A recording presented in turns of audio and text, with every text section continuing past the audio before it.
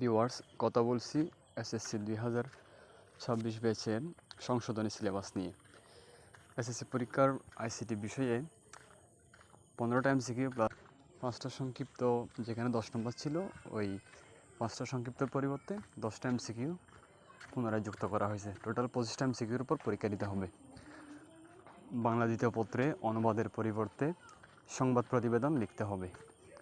Finance and ব্যাংকিংয়ের ক্ষেত্রে ফিনান্সে 8টা MCQ এবং ব্যাংকিং থেকে 7টা এমসিকিউ, টোটাল 15টা এমসিকিউ। তন্মধ্যে কমপক্ষে 4টা করে টোটাল 2 বিভাগ থেকে 10টা সংক্ষিপ্ত প্রশ্ন উত্তর দিতে হবে।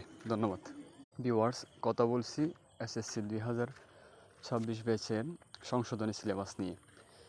এসএসসি পরীক্ষার আইসিটি বিষয়ে 15টা এমসিকিউ প্লাস 5টা সংক্ষিপ্ত, যেখানে 10 নম্বর ছিল ওই 5টা সংক্ষিপ্তের পরিবর্তে 10টা এমসিকিউ পুনরায় যুক্ত করা হয়েছে। টোটাল 25টা এমসিকিউর উপর পরীক্ষা দিতে হবে। বাংলা দ্বিতীয় পত্রে অনুবাদের পরিবর্তে সংবাদ প্রতিবেদন লিখতে হবে।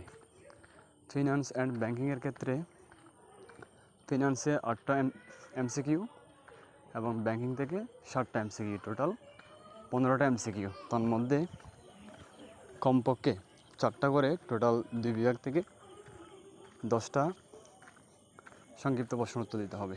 ধন্যবাদ। ভিউয়ার্স, কথা বলছি এসএসসি 2026 ব্যাচের সংশোধনী সিলেবাস নিয়ে।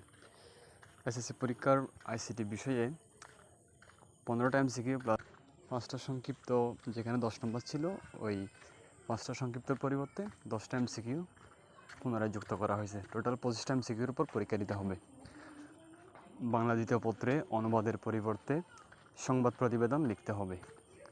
ফিনান্স অ্যান্ড ব্যাংকিংয়ের ক্ষেত্রে ফিনান্সে 8টা এমসিকিউ এবং ব্যাংকিং থেকে 7টা এমসিকিউ, টোটাল 15টা এমসিকিউ। তন্মধ্যে কমপক্ষে 4টা করে টোটাল 2 বিভাগ থেকে 10টা সংক্ষিপ্ত প্রশ্ন উত্তর দিতে হবে। ধন্যবাদ।